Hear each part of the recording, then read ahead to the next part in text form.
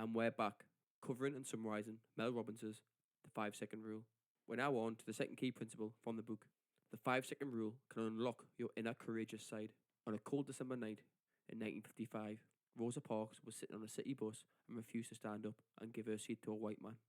This relatively small act of defiance was nevertheless a historic moment of great courage in the fight for civil rights, and it shows us that it doesn't necessarily take grand gestures to spark significant change.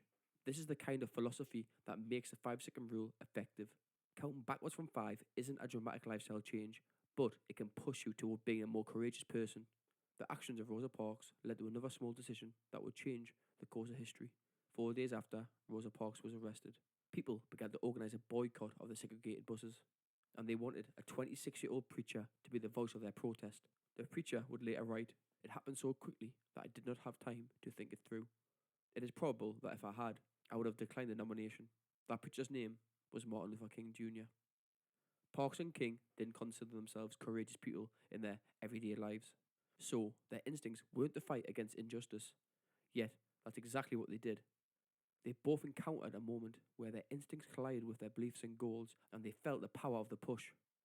Most of us have instincts that tell us to play it safe and not be courageous, but the 5 second rule can give us just enough time to move in the direction that can open us up to life's opportunities. Each day presents a chance to move toward greatness, or stick with a safe and mundane routine. You'll have to make the choice of taking 5 seconds to push yourself out of the comfort zone. There's no reason to see the great people throughout history as any different than yourself. Rosa Parks was a shy and introverted woman, and Dr. King struggled with self doubt. The only difference, they pushed past these fears, and so can you.